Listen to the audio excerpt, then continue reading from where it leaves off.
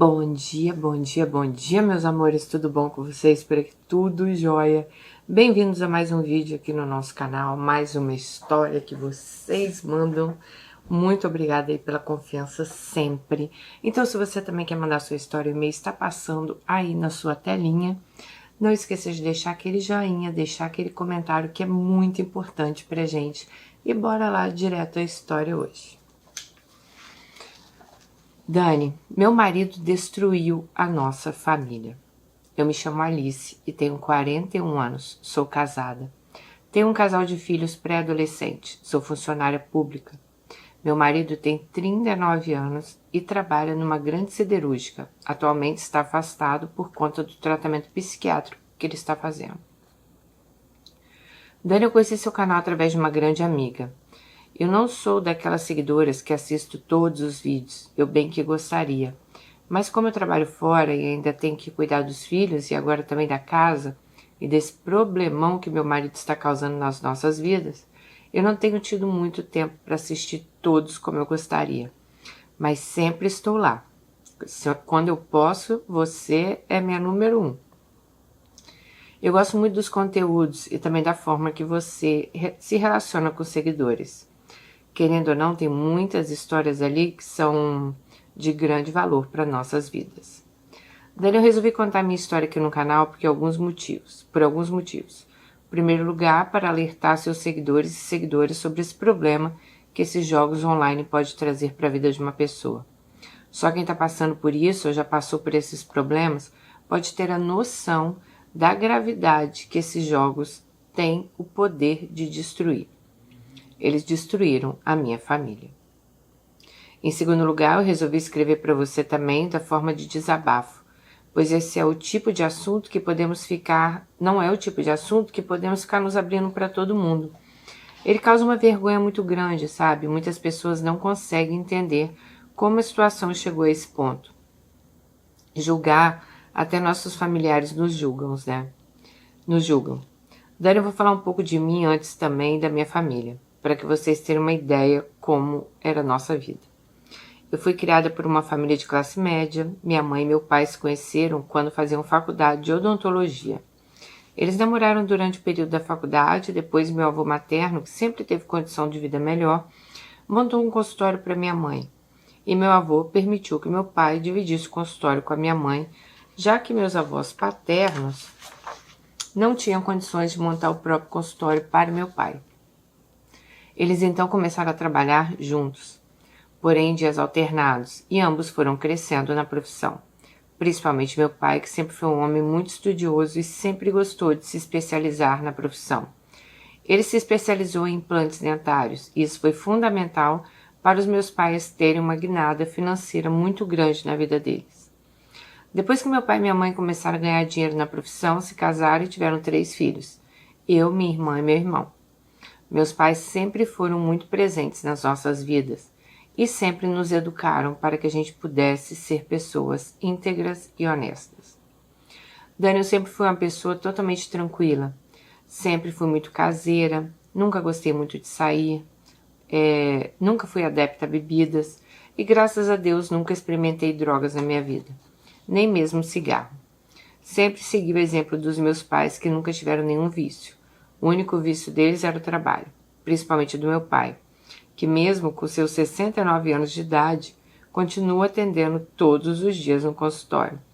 Tem dias que meu pai trabalha até 9 da noite. Eu não conheço ninguém nesse mundo que tenha tanto amor pela profissão como meu pai.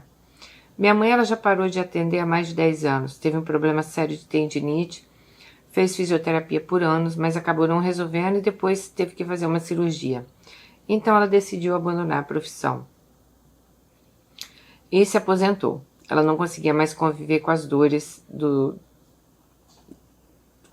dela, né? Bom, Dani, eu fui a única das filhas que não seguia a carreira dos meus pais. Por mais que admire a profissão deles, nunca me encantei com a profissão. Resolvi seguir por outros caminhos e assim que me formei, passei num concurso público e comecei a trabalhar na prefeitura, onde estou até hoje. E foi no meu trabalho em outro setor que conheci Romeu. Na época ele tinha um cargo comissionado na prefeitura e fomos apresentados por amigos em comum. Logo que fomos apresentados, houve uma sintonia muito grande entre a gente e começamos a nos encontrar nos horários de almoço. Com o tempo, a amizade foi crescendo e se transformou em amor. Começamos a namorar, tivemos algumas idas e vindas, depois nos acertamos, noivamos e com 5 anos que estávamos juntos, nos casamos. Depois de um tempo de casados, tivemos nosso primeiro filho e 3 anos depois, uma filha. Nunca fomos um casal de comercial de margarina. Sempre tivemos uma relação tranquila, pautada pelo respeito e pelo carinho que tínhamos um pelo outro. Os meus filhos sempre se orgulharam muito da gente, sempre foram muito amorosos. A convivência lá em casa sempre foi boa. Eu e meu marido sempre garantimos de tirar nossas férias juntos e férias com as crianças, para que a gente possa se dedicar também um tempo a eles. Sempre que é possível, a gente fazia uma viagem, pelo menos em alguns dias das férias, né? A gente também reservava um dinheiro e tanto eu quanto meu marido, a gente era bastante organizado financeiramente, até essa desgraça de jogo entrar na vida do meu marido, consequentemente na minha família.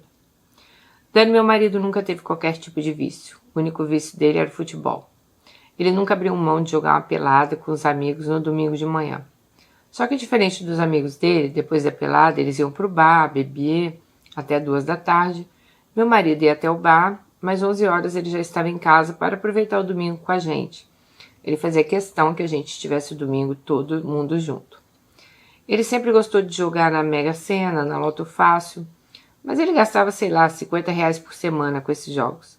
Eu sei que era esse valor porque, como a loteria era perto do trabalho, na maioria das vezes eu até que fazia os jogos para ele.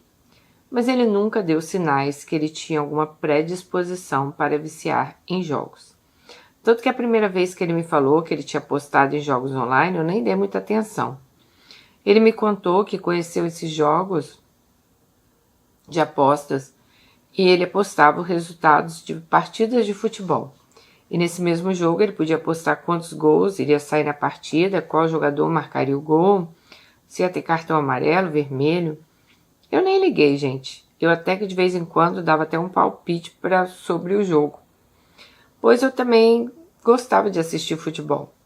Pois a gente sempre foi muito de ir a estádio junto. Quando ele me pedia algum palpite, eu dava, mas de uma forma de brincadeira. De vez em quando ele ganhava uns R$300, mas eu não sabia sequer, eu nem imaginava a intensidade que ele estava jogando. Eu achava que aquilo era um hobby, uma distração. Só que de repente as coisas começaram a ficar estranhas dentro de casa. Meu marido, muito organizado financeiramente, sempre teve o salário bom, principalmente quando começou a trabalhar na siderúrgica, né? E as contas lá em casa sempre foram divididas. Vou citar aqui um exemplo. Eu sempre tive a responsabilidade de pagar o condomínio do nosso apartamento e as compras de casa, assim também como a maioria das roupas que eu compro para meus filhos.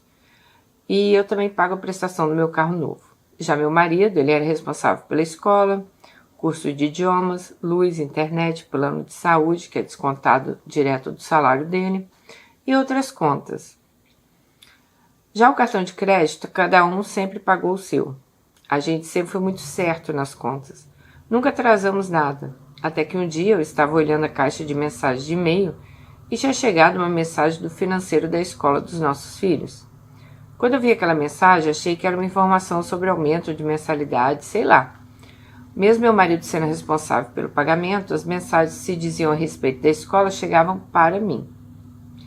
Até mesmo para eu acompanhar a questão pedagógica dos nossos filhos. Quando eu abri a mensagem, para minha surpresa, estava informando que tinham 2 mensalidades em aberto. Na hora eu tomei um susto, pois isso nunca tinha acontecido. Liguei para o meu marido, só que ele não atendeu.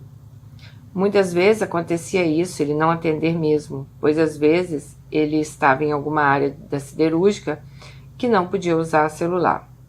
Eu então liguei para a escola para questionar aquele e-mail, pois a mensalidade dos meus filhos sempre foi paga com débito automático na conta do meu marido.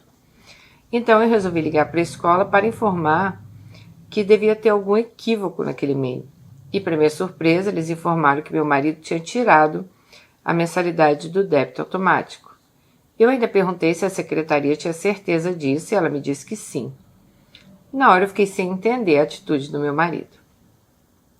Quando meu marido me retornou a ligação, contei a história para ele e ele confirmou que tinha tirado a mensalidade do débito, pois tinha acontecido uma cobrança duplicada em uma outra conta e ele resolveu tirar vários pagamentos do débito, inclusive da escola. Questionei então porque ele não me falou nada. Ele me disse que ele tinha esquecido de contar, mas que era para eu mandar para ele os boletos em atraso que ele ia pagar e me mandar o comprovante. Realmente ele fez isso na mesma hora, e isso passou meio que despercebido. Alguns meses depois eu estava no trabalho e meu filho me ligou falando que nosso apartamento estava sem luz, que desde que ele e a irmã tinham chegado da escola, eles estavam sem luz. Como a gente mora no andar alto, o prédio tinha luz, só o nosso apartamento estava sem. Eu então pedi para ele no corredor chamar o elevador novamente para ver se realmente tinha luz no prédio. E ele disse sim, mãe, o elevador está funcionando. Eu então liguei para a administração do condomínio para saber se eles sabiam se outros apartamentos também estavam sem luz. Achei que tinha dado um curto-circuito, sei lá. Foi aí que falaram que a concessionária de energia tinha ido no condomínio e cortado a minha luz. Gente, quando eles falaram isso, eu fiquei pasma. Eu nunca tinha passado por isso na minha vida. Tentei falar com meu marido e não consegui. Pedi a minha mãe para passar no meu prédio, pegar meus filhos, pois eles sempre que chegavam da escola, eles tinham que esquentar a comida no micro-ondas. O apartamento estava sem luz e não tinha como eles fazerem isso. Então combinei com meus filhos descerem e esperar minha mãe embaixo do prédio. E também pedi a eles para passar na administração para pegar a conta que a concessionária de energia tinha deixado lá, para que minha mãe pagasse e depois eu ia pedir para o meu marido enviar um Pix para ela. Bom, depois de algumas horas, religaram a luz. Quando chegou a noite, quis saber com meu marido que história tinha sido aquela. E mais uma vez, ele veio com a mesma desculpa, que tinha esquecido de pagar, que como ele tirou os pagamentos do débito automático, acabou se desorganizando. Falei com ele que ele tinha que ficar mais atento com essas coisas, pois estavam acontecendo coisas que estavam causando constrangimento à nossa família. Se minha mãe não estivesse em casa aquele dia, nossos filhos iam ficar sem almoço. Eu disse a ele também que fiquei até sem graça quando o funcionário do condomínio disse que a luz tinha sido cortada e que tinha 3 boletos atrasados. Que esse esquecimento dele já estava se tornando preocupante.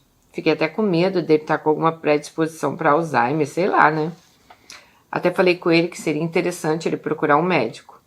Mas ele desconversou e disse que era por conta do excesso de trabalho. Então pedi ele fazer um Pix para minha mãe, pois ela tinha pago as contas, um Pix de R$ 1.500. Mais uma vez ele veio com uma desculpa que o Pix dele tinha desconfigurado e que ele precisava ir ao banco para resolver. Mas ele estava sem tempo naquela semana e pediu para que eu pagasse a minha mãe. E assim que ele resolvesse a situação no banco, ele me transferiria o dinheiro. Já dessa vez, ele demorou mais de uma semana para me dar o dinheiro. Mas mesmo assim, nem de longe se passava na minha cabeça o que estava acontecendo. Só que uma coisa começou a me chamar muita atenção. Meu marido começou a acordar muita noite para ficar dentro do quarto. Ele transformou esse quarto que a gente tinha em escritório. Eu então comecei a desconfiar que ele estava tendo algum caso com alguma mulher. Escritório é um quarto que ela fez de escritório na casa dela, tá, gente? Pois sempre que eu acordava de madrugada, eu não via ele na cama. Eu ia atrás e ele estava no escritório, no computador, ou mexendo no telefone. Então eu comecei a desconfiar que ele estava tendo caso com alguma mulher. Sempre, pois, né, ele estava sempre lá de madrugada. Ele me dava sempre uma desculpa, que era algum projeto novo que ele estava fazendo, pois ele é engenheiro, e ele está sempre envolvido em algum projeto. Mas ele nunca teve o costume de acordar de madrugada para mexer em projetos. Até que um dia eu não engoli essa desculpa, vi que ele estava mexendo em alguma coisa e falei com ele que eu queria ver então o projeto que ele estava fazendo. Ele começou a se recusar e eu comecei a falar alto com ele, que eu não ia deixar ele me fazer de otária, e ele me mostrou o telefone. Ele estava num site de apostas. Perguntei a ele se ele estava acordado de madrugada para ficar jogando. Ele disse que não, que ele tinha parado um pouco o trabalho e resolveu fazer uma aposta no campeonato asiático. Foi aí que eu falei com ele que isso estava ficando demais, Mas ele se defendeu, dizendo que ele apostava era coisa de R$ 30, que ele sempre recuperava o dinheiro. Só fazia para se distrair. Dani, várias outras situações estranhas foram acontecendo, inclusive dele me pedir dinheiro emprestado, coisa que nunca aconteceu no nosso relacionamento. Lembro que o cartão dele uma vez foi recusado dentro de um restaurante que tínhamos jantar. Ele disse que tinha transferido o dinheiro para outra conta. E ele era tão convincente que eu sempre acreditava. Dani, eu só fui ter certeza que meu marido estava viciado em jogos quando chegou um oficial de justiça na minha casa com um mandato de busca e apreensão do meu carro. Eu tinha financiado meu carro no nome dele, então eu mandava para a conta dele o dinheiro do financiamento. Eu tinha feito no nome dele, pois a renda dele era maior e a entrada que eu precisava no financiamento era menor. Só que eu mandava o dinheiro para ele rigorosamente em dia. Quando me interfonaram da portaria do prédio, falaram que tinha um oficial de justiça lá embaixo querendo falar comigo, eu fiquei chocada, assim. O que um oficial de justiça quer comigo, né? E ali eu fui comunicada que o banco tinha entrado com uma ação contra o meu marido por falta de pagamento das parcelas das prestações e que o juiz tinha determinado que o carro fosse devolvido para o banco. Na mesma hora, eu falei com um oficial de justiça que aquilo estava errado e comecei a mostrar no meu extrato bancário todos os PIX que eu tinha feito para o meu marido no valor das parcelas. O oficial disse que meu marido então deveria estar usando o dinheiro para outros fins, pois as parcelas estavam em aberto. E que o carro seria devolvido para o banco, que era para eu entrar em contato com o banco e sem muita conversa levar o meu carro. Gente, eu comecei a chorar. Tentava ligar para o meu marido, ele não atendia. Comecei a ligar para meus pais e meus pais ficaram incrédulos com o que eu estava falando para eles. Quando meu marido chegou em casa, eu já recebi aos gritos. Eu já tinha mandado os meus filhos para casa dos meus pais, pois eu sabia que eu não ia me controlar. E eu não queria que meus filhos presenciassem aquela briga. Na minha cabeça, meu marido estava tendo outra família. Inclusive, até lembrei de umas histórias aqui que você contava no canal sobre vários casos de traição. Então eu tinha certeza absoluta que ele estava desviando dinheiro lá de casa para sustentar outra família. E assim que ele pisou dentro de casa, eu já fui para cima dele, dizendo que eu queria meu carro de volta. Comecei a acusar ele de que ele estava usando o salário dele para bancar essa outra família. E ele começou a perguntar o que tinha acontecido com o meu carro. E eu disse que o oficial de justiça tinha levado. Nessa hora ele ficou verde. Disse que as prestações estavam pagas e que não era para eu ter deixado levar. Essa hora, gente, me deu até um fio de esperança que o banco realmente tinha se equivocado. Mas eu falei com ele que era para ele abrir o extrato e me mostrar os pagamentos. E ligar no banco ali na minha frente. Ele começou a desconversar, que ele tinha que tomar banho e depois me mostraria. Mas eu falei com ele que eu só ia sair daquela sala, que ele só ia sair da sala na hora que ele me mostrasse tudo pago ali. E nessa hora, gente, eu surtei, pois ele se recusou a me mostrar. Peguei as coisas que estavam em cima da mesa e comecei a jogar no chão, inclusive uma jarra que tínhamos há anos. Cada vez que ele se recusava a mostrar, eu quebrava mais coisas e gritava. Ele vendo que não tinha saída, ele começou a inventar que estava passando mal. Mesmo assim, eu não me calei. Até que ele virou para mim com os olhos com lágrimas e me confessou que estava viciado em jogos. Nessa hora eu fiquei paralisada. Eu jamais imaginei ouvir isso dele. Dani, quando esse homem enfim abriu o extrato bancário, eu fiquei em choque. Ele tinha gastado R$ 170 mil em apostas. Gente, vocês lembram aí a advogada aí, a Deolane, que foi presa por causa desses negócios de aposta aqui, né? É isso aí, gente. Eles pegam o dinheiro desse povo mesmo. A Dani joga quem quer. Não. Isso é vício. E aquilo ali é uma maquininha. Você não tem nem como, sabe? Nossa Senhora, gente. Ó, se você joga nisso, para já. Bom, ele tinha apostado mais de R$ 2.000. Gente, ele tinha feito mais de R$ 2.000 em aposta. Era tanta aposta que a página do extrato estava enorme. A conta dele totalmente negativa. Os limites que ele tinha de empréstimo, ele já tinha usado todos. O salário dele estava indo todo para pagar os empréstimos que ele tinha contraído com o banco. Quando eu vi aquilo, eu cheguei a passar mal. Eu comecei a ficar tonta, eu achei que eu ia desmaiar. Mesmo fraca, eu perguntei a ele como ele tinha chegado a esse ponto.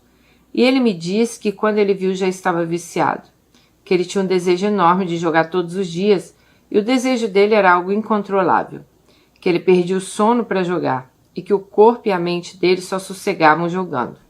Lembrando que jogo é um vício também, gente. Ele mexe com...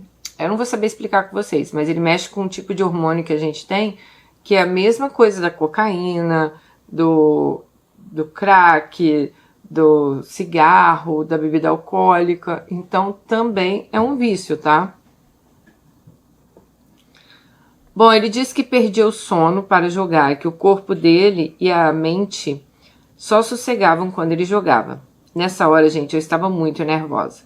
Eu falei com ele que eu não queria saber o motivo que fazia ele apostar, mas que era para ele dar um jeito de recuperar meu carro. Falei com ele que era para ele adiantar o fundo de garantia dele para comprar um carro para mim. Nessa hora ele respondeu dizendo que já tinha adiantado também, que ele não poderia usar, pois ele apostou esse dinheiro em jogos. Além de tudo, ele ainda estava devendo um agiota que trabalhava dentro da empresa. E esse agiota estava pressionando ele diariamente e estava ameaçando pegar o carro dele. Gente, nessa hora, aí eu passei mal.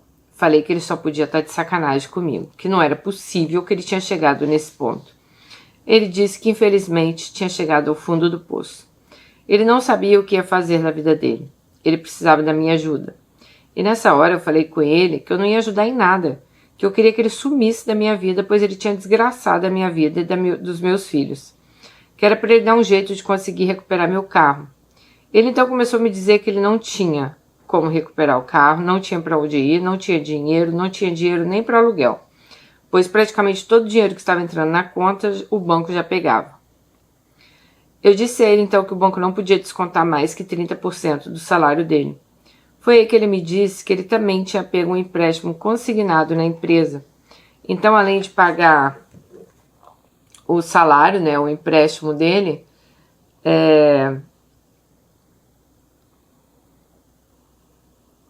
realmente não estava sobrando dinheiro. Gente, olha que loucura isso. O cara estava falido. Simplesmente os joguinhos aí de apostas online faliram o cara. Meu Deus. Ai, deixa eu responder um negócio. Bom,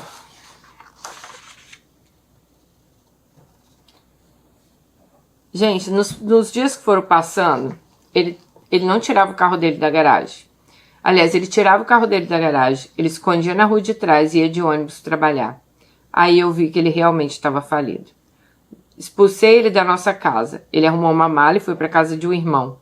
E eu combinei com ele que eu ia falar para os nossos filhos que ele teve que viajar para visitar um amigo que estava hospitalizado. Quando minha mãe e meu pai foram na minha casa levar meus filhos, eu estava destruída. Eu tinha chorado aquele intervalo de tempo entre meu marido ter saído de casa e meus pais levarem meus filhos de volta. Quando eles chegaram na minha casa, todos ficaram preocupados. Eu então menti a meus filhos e disse que eu estava daquele jeito porque o pai deles teve que viajar às pressas para visitar um grande amigo que estava muito doente. E que eu não sabia quando o pai deles retornaria. Meus filhos foram para o quarto e eu chamei minha mãe e meu pai para conversar. Contei toda a história. Meus pais ficaram perplexos e horrorizados. Meu pai ficou ainda mais preocupado quando eu falei que tinha um agiota e que meu marido estava devendo. Eu falei com meu pai que eu estava tão envergonhada que não era para eles falarem nada com ninguém, nem mesmo que eu tinha colocado meu marido para fora de casa. Eu precisava ter uma conversa com meus filhos antes disso ser aberto para todo mundo. Naquele momento eu ainda não estava pronta para falar. Nesse dia eu fiquei mal.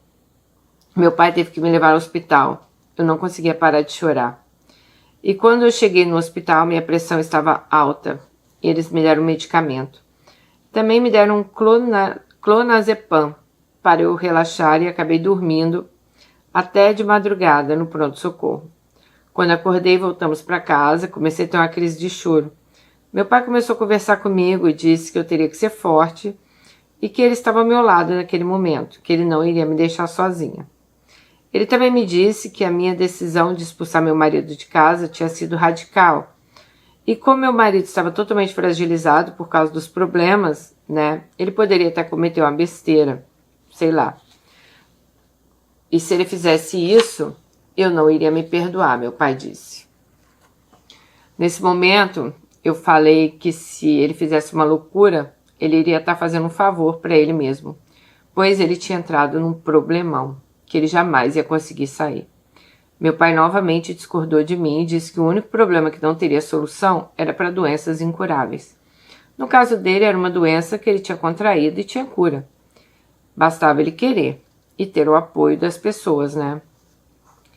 Dani, no outro dia, meu pai entrou em contato com meu marido e pediu meu marido para ir no consultório dele, depois do expediente, para conversar, para que a gente pudesse minimizar todos os problemas que meu marido tinha arrumado para a gente. Inclusive, ele chamou o Dr. Geraldo, que é advogado do meu pai há muitos anos, para participar da conversa. Meu pai queria saber o que poderia ser feito judicialmente para minimizar os danos que o vício desses jogos tinham causado. Quando meu marido chegou no consultório, ele estava envergonhado, abalado, pediu perdão com os olhos cheios de lágrima, só que eu não me comovi com aquela cena, não. Falei com ele que eu jamais perdoaria a irresponsabilidade dele. Comecei a falar um monte de coisas com ele, mas meu pai cortou a discussão e disse que aquela reunião não era para lavar roupa suja, e sim para tentar resolver o que a gente poderia resolver. Meu pai quis saber qual o tamanho do rombo, quantas parcelas do carro estavam atrasadas, quanto ele tinha pego, tipo assim, quis saber de tudo, quanto tá o seu rombo, né? Como que vai ser isso? Quanto você pegou emprestado? Depois que meu marido repassou tudo para o meu pai, ficou definido que o Dr. Geraldo ia entrar em contato com os bancos para negociar as dívidas e negociar a recuperação do meu carro, já que eu já tinha pago a maior parte das prestações. Meu pai pediu o telefone do agiota para que ele mesmo pudesse negociar a dívida que meu marido tinha contraído. Nossa, seu pai é um santo, hein, amiga? Meu pai só fez uma exigência. Ele disse que meu marido precisava procurar ajuda médica, pois ele sozinho não ia se livrar desse vício. Ia acabar gastando cada centavo que chegasse na mão dele. Gente, para resumir, meu pai pagou R$23 mil para quitar a dívida do agiota e ainda fez 2 implantes dentários na boca do agiota. Já o Dr. Geraldo conseguiu negociar com o banco para quitar as parcelas atrasadas em aberto do meu carro. Quitou também os empréstimos que eram descontados no salário do meu marido. E meu marido pegou os empréstimos que meu marido tinha pego na cooperativa. Só aí já tinha sido R$75 mil. E outras contas que meu marido já tinha aberto. O único empréstimo que meu pai não quitou foi o empréstimo pessoal que meu marido fez no banco. Era de R$90 mil. Mas meu pai fez com que meu marido colocasse esse empréstimo em débito automático para ser descontado do salário dele. Nesse meio tempo que as coisas se resolviam, meu marido voltou para casa. Porém, dormindo no escritório sem acesso a computador e celular. Durante o dia, não tinha como proibir ele de ter acesso a essas coisas, pois ele trabalhava, mas em casa ele não tinha. Nesse tratamento que meu marido estava fazendo, ele começou a ser tratado com medicação por um psiquiatra. Mas como a vontade de jogar ainda continuava grande, esse psiquiatra indicou que ele deveria ser internado numa clínica pelo menos por 2 meses. Ele tinha que fazer uma desintoxicação mental. Quando o psiquiatra falou isso, meu marido ficou louco. Disse que ele não ia fazer isso, que esse negócio de clínica era para gente drogada. Mas o psiquiatra disse que a doença que ele estava era semelhante à de um usuário de drogas. Eu então dei 2 opções para ele. Ou ele se internava, ou ele saía de casa definitivamente. Eu não iria mais conviver um dia sequer com esse problema dele. A essa altura, todas as pessoas que nos rodeavam já sabiam de tudo que tinha acontecido, inclusive nossos filhos. Mas claro que sem saber de detalhes. Também a chefia dele na siderúrgica tomou ciência do problema. E eles foram de suma importância para esse tratamento do meu marido. Meu marido ficou internado 73 dias. Depois disso voltou para casa e ainda está sob cuidados médicos. Inclusive medicamentos. Eu ainda não consegui perdoá-lo. Totalmente. Continuamos não dividindo o mesmo quarto. Para ser bem sincera com você e com as suas seguidoras, eu nem sei se um dia eu vou perdoá-lo. A decepção que eu tive, gente, foi muito grande. Mas eu tenho pena de afastar ele dos meus filhos. Meu marido acabar se afundando novamente. Mas tá difícil para mim, tá? O amor que eu sentia por ele parece que acabou. Hoje ele tem conseguido pagar um valor ao meu pai por mês. Tá novamente cumprindo os compromissos dele aqui em casa. Porém, meu pai se tornou responsável pelo salário dele. Meu marido sequer tem acesso ao cartão do banco e o Pix. Eu sei que essa decisão é radical, mas foi necessária para tirar meu marido do fundo do poço. Ele, nesse momento, não pode ter dinheiro na mão. Até o carro do meu marido sou eu que vou ao posto abastecer, pois ele não tem o cartão mais.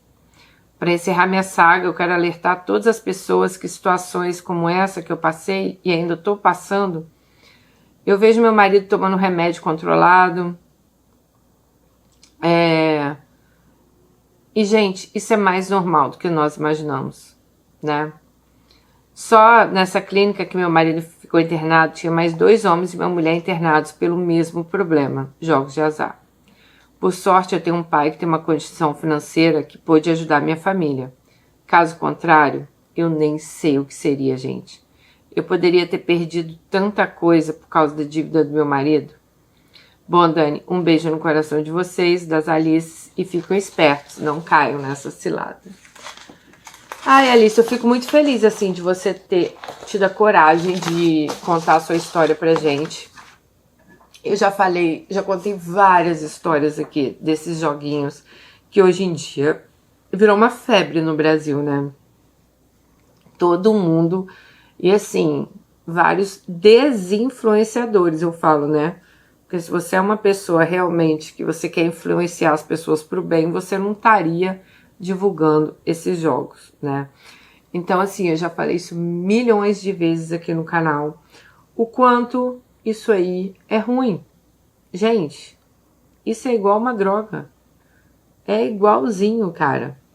É o mesmo vício, né? E assim, você mexe com, mesmo igual a droga mesmo, você mexe com toda a sua família. Alice, como você mesmo disse, você teve sorte de ter um pai maravilhoso e financeiramente muito bem. Porque senão essa história sua teria acabado assim, da pior forma, né? Só que não é todo mundo que tem um pai como o seu, que vai lá, senta, chama um advogado, vamos resolver, vamos fazer. Não é todo mundo que pode internar um marido, né? Ou um filho, ou sei lá, quem estiver passando por essa situação. Então, se você está notando um comportamento estranho no seu filho, no seu marido, gente, já corta o mal pela raiz, sabe? Já vai lá e enfrenta, porque essas coisas de jogos, né? É difícil falar porque é uma dependência, gente. Então, assim, eu imagino o sofrimento que é para vocês, né? Ver isso. Eu já contei aqui no canal, né? Aquele meu primeiro marido, que eu sofri violência doméstica, tem meu vídeo aí, né? Sofri violência doméstica, se vocês quiserem colocar, o em inglês. Ele era viciado em corrida de cavalo. Ele não podia ver dinheiro na mão dele, e ele ia lá apostar em corrida de cavalo. Isso nós estamos falando, gente, de uns 30 anos atrás, entendeu? Então, assim, eu nem sei, nem tinha, acho que aposta online, nem sei, hoje em dia ele já deve ter perdido tudo se não se curou, porque assim, cara, e na Inglaterra, eles têm muito essas coisas de, cada esquina que você vai tem uma loja para você apostar em corrida de cavalo, corrida de cachorro, aí eles apostam se o bebê de fulana vai nascer menino ou menina. Gente, é tanta coisa de aposta que tem naquele lugar. Isso eu tô falando de anos atrás, que nem existia essas coisas online. Então, assim, a pessoa, se ela se vicia, se você se viciar em jogo, meu filho, você tá fudido. É a mesma coisa você viciar em droga. Você não vê seu dinheiro nunca mais na vida. Porque cada dinheiro que você tiver, você vai jogar e você vai jogar cada vez mais. Teve uma menina que mandou uma história pra gente, eu acho que tá no canal Mundo da Dani, se eu não me engano. É alguma coisa de jogos também o título.